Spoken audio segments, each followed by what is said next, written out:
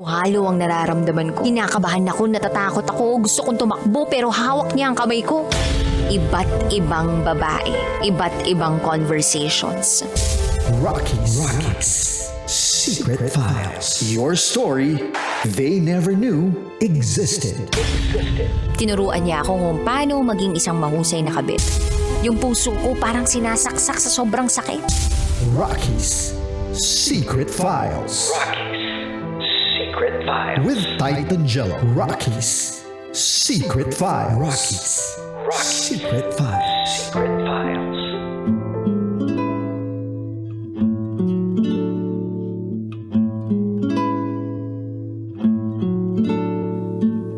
And we're back. Kasama niyo pa rin si DJ Rocky Terra. DJ Titan Jello. And this is Lynette's Secret File.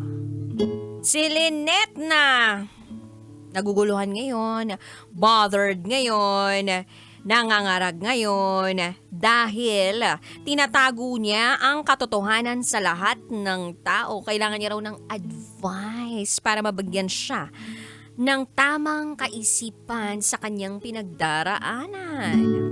Ano ba naman kasi tinatago niya sa lahat ng mga tao, kahit sa kanyang sa kanyang asawa at sa kanyang anak, yung tunay na pagkakilanlan o tunay na ama ng kanyang panganay, which is yung ex niya nga. Yes. So pakinggan na natin yung mga kabisyo natin nagbigay ng kanilang mga komento, suhestyon, or pieces of advice para sa ating sender. Ito sabi ni Darwin. Lynette, it's better na malaman ng ex mo ang tunay na pagkatao ng bata.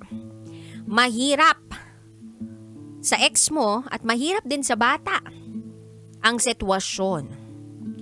Kung sakaling lumaki pa ang anak mo, baka mamaya magkaroon pa ng disgrasya o aksidente. Tapos magtanong siya kung sino ang totoo niyang ama. Huwag mo sanang ipagkait sa ex mo yun. And tungkol naman sa anak mo, huwag mo nang hayaan pang may sakunang dumating sa buhay ninyo bago pa magkaalaman.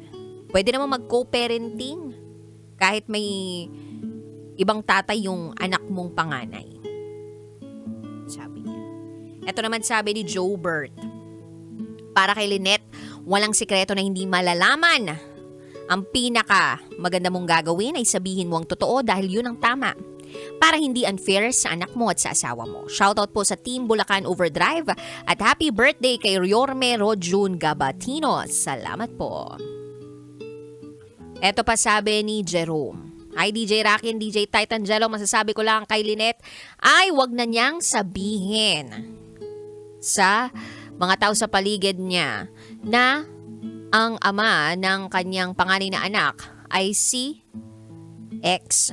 Kasi kapag sinabi niya pa, magkakagulo lang. Minsan may mga bagay na hindi na kailangang sabihin pa para maging mapayapa na lang ang lahat. Yun ay kung kaya ng konsensya mo na dalhin yan hanggang kamatayan mo. Yun lamang po from Jerome. Ito pa sabi ni Charles, huwag mong ipagkait sa anak mo ang tunay niyang pagkatao. Lalong-lalo na yung tungkol sa totoo niyang ama. Kailangan niyang malaman ang lahat. At baka sumama pa ang loob niya sa iyo kapag nalaman niya sa ibang tao o sa ibang paraan ang tunay niyang pagkatao. Yun lamang po from Charles. Dahil pa nag-comment sa ating Secret File for tonight. At para bang hati eh. Pero medyo mas unanimous ang desisyon na sabihin ang katotohanan. Yes. Feeling ko kasi madami mababait eh. Madami mababait na gusto nilang gawin ang tama. Hindi, tsaka kasi papangunahan mo yung yung pagkakataon na makilala nila yung isa't isa eh. Ngayon, kung talagang hindi nila na gusto na makilala ang isa't isa, pero sinabi mo naman at hindi mo pinagkait yung karapatan na yun, binigyan mo sila ng pagkakataon na makilala ang isa't isa, siguro yun ang mas tamang gawin eh. Totoo, at least ibinigay mo na yun sa kanila. Mm-mm. Na dapat naman talaga nakalatag na para sa kanila umpisa pa lang. Mm-mm. mahirap lang din kasi sa sitwasyon niya dahil hindi niya nasabi yung totoo din sa asawa niya. Kumbaga, dude, napakalaking issue nito, no? Mm-mm. In the sense na, posible kasing magtuloy-tuloy yung pamilya nila, tuloy-tuloy yung relasyon nila ng asawa niya, or masaktan ng sobra yung asawa niya, mawala ng tiwala dito kay sender. Pero paano kung sa ibang tao pa manggaling? At doon sabihin sa asawa niya na parang, napapansin mo ba yung panganay ninyo? Parang di mo kamukha. Yung mga ganon. Mas mahirap yun. Mm-mm. Kesa na naging open ka sa asawa mo at sinabi mo sa asawa mo yung katotohanan. Pero, case-to-case basis kasi. Oo pero kailangan niya nga, yun yung puntahan niya eh. Ako duda, ang naisip ko lang dito is that, mas maganda kung mapag-usapan niyo munang mag-asawa to. Yes. Kasi, kayo naman yung may pamilya. I mean, kayo naman yung bumubuo ng pamilyang yan. Yes. Yung etong si Jiggy, ang tumatayong ama ng panganay ninyo. And besides, asawa mo siya eh. Pag-asawa mo, di ba dapat all out ka sa lahat ng mga sikreto, lahat ng, wala nang sikreto sa totoo lang. Kung magsusikreto ka nga, kung magbibigay ka ng surprise sa asawa mo, ano to eh, birthday celebration pala niya, o kaya, surprise! May bago na tayong bahay. Di ba yun yung mga klase ng Yes. sorpresa na masaya, Yes, yes. na maganda, na pagsisikreto na parang okay na okay. Pero kung ang sikreto mo, at yung pagsusurpresa sa kanya na, hindi ikaw yung ama ng panganay natin, ang sakit nun. It breaks the trust, it breaks the respect, and it questions the love that you have for your spouse. Yes. So, hanggat kaya pa, at hanggat may panahon pa, at hanggat hindi ka pa pinangungunahan ng ibang mga tao sa paligid mo, ikaw na mismo yung mag-initiate na makipag-usap sa asawa mo at sabihin sa kanya yung katotohanan. Kasi posible din naman, dude, na maintindihan ng asawa niya kung bakit niya nagawa yung paglilihim na yun. Pwede niyang ma-appreciate yung pagsasabi sa kanya ng katotohanan. Sa isang tao na nandun sa receiving end, na sinasabihan ng katotohanan, kahit na medyo tumagal na yung panahon, oo, masasaktan siya, posibleng oo, masaktan siya, pero nandun din yung pagtanggap. Pwede yon. Pero pwede din naman yung masasaktan siya, magagalit siya, hanggang sa hindi niya na matanggap. So, depende sa tao. Tignan din natin, partner, yung yung parte na, yung katanungan na to. Paano kung hindi capable yung tatay ng panganay niya?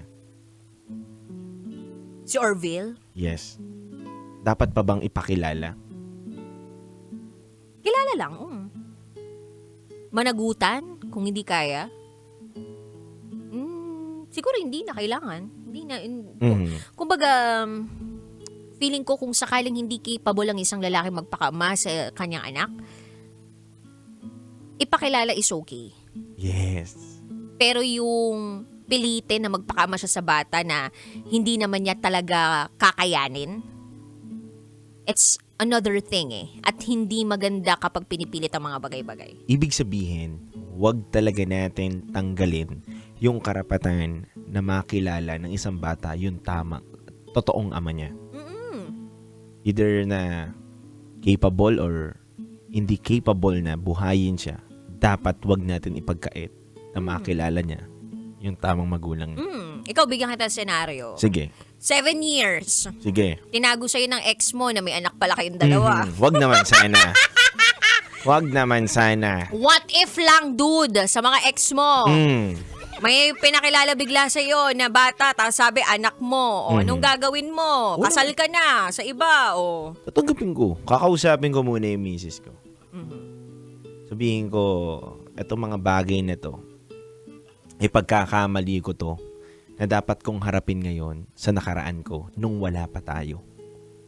Sana maunawaan mo ko na Yung resulta nandito Paano naman dun sa side nung taong nagpakilala sa'yo? I mean, dun sa ex mo. Anong sasabihin mo sa kanya? Anong mararamdaman mo? Like, bakit mo tinago sa akin to? Anong reaction mo? Ano yan maiintindihan ko siya Kasi may dahilan kung bakit tinago sa'yo. At hindi ko siya pwedeng questionin doon bilang nanay. May dahilan Hindi ko alam kung anong dahilan niya na tinago niya yung bata. Pero siya lang ang nakakaalam yun. At yun ang gusto kong malaman din sa kanya. Yun ang unang-una kong tatanong, ba't mo tinago sa akin? Anong dahilan mo? Kasi Ngayon, natakot ako Valid. Kahit ano man sabihin niya, valid yun. Kasi nanay siya nung bata. Talaga? Yes. So baka ganun din si Orville. I mean, baka ganun din yung pagtanggap niya sa bata. Na parang, kung sakali mang sabihin sa kanya ni sender natin, Lynette, na, ikaw nga, pasensya ka na kung hindi ko nasabi kasi nga natakot ako. Na baka magulo yung pamilya ko. Okay yun.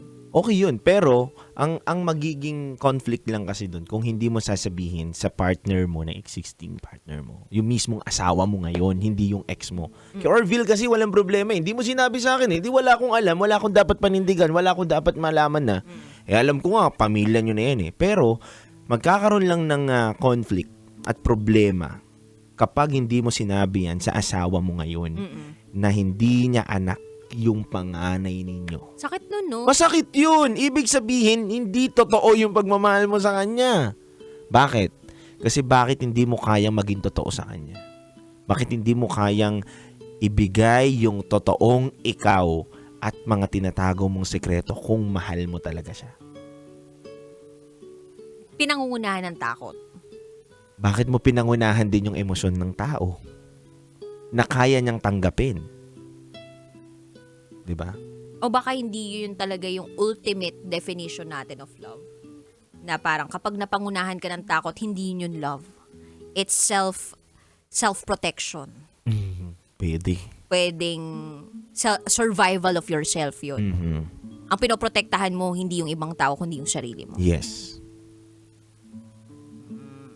Kasi sabi nga, 'di ba, love casts out all fears. Yes. Sa Bible 'yun, ha? Totoo yun.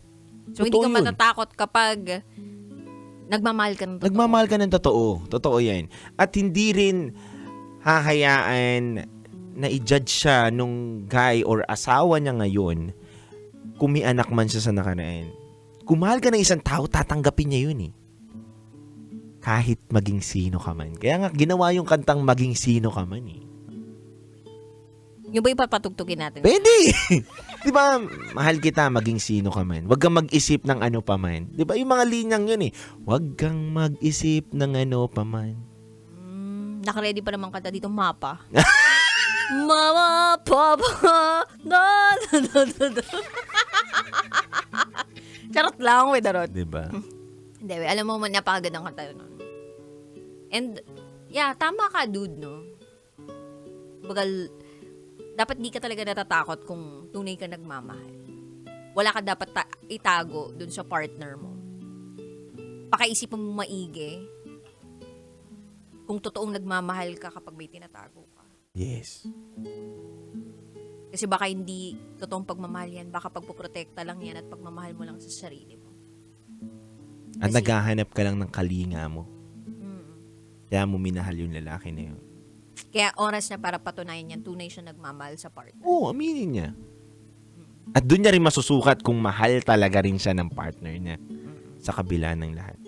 Sige, balikan mo kami, sender, ha, pag nasabi mo na yung totoo. Kung hindi man, sige, hindi.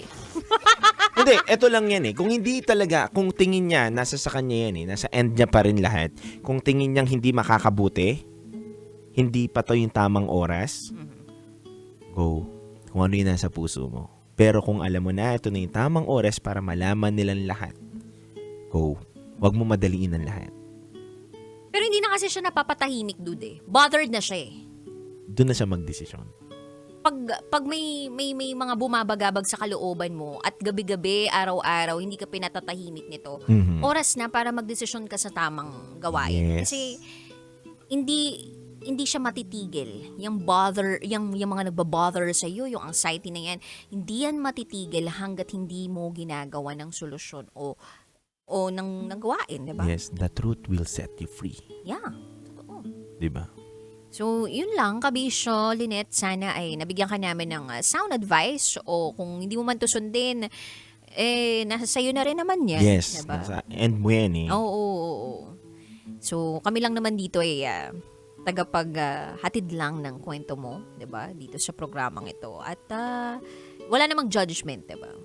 Nagbibigay lang din ng liwanag, di ba? Taray ng liwanag. Meral ko yarn. Oo. Sa madilim mong kaisipan. Yan, Na yan. maraming sagabal, di ba? Sumasagabal. Oo, di ba? Na sana man lang nagkaroon ka ng panibagong daan na pupuntahan dun sa mga sinabi namin. Yes. Ayan. So, Kabisyo, if gusto mo mag-send ng iyong secret, pwede naman, rocketera@gmail.com. Diyan nyo lamang po isend ang inyong mga files. At kami po ay magbabalik kasama pa rin si DJ Rocketera. DJ Titangelo, At kayo'y nakatutok sa 90.7 Love Radio. kailangan pa bang i-memorize yan? Basic! This is Lynette's Secret File.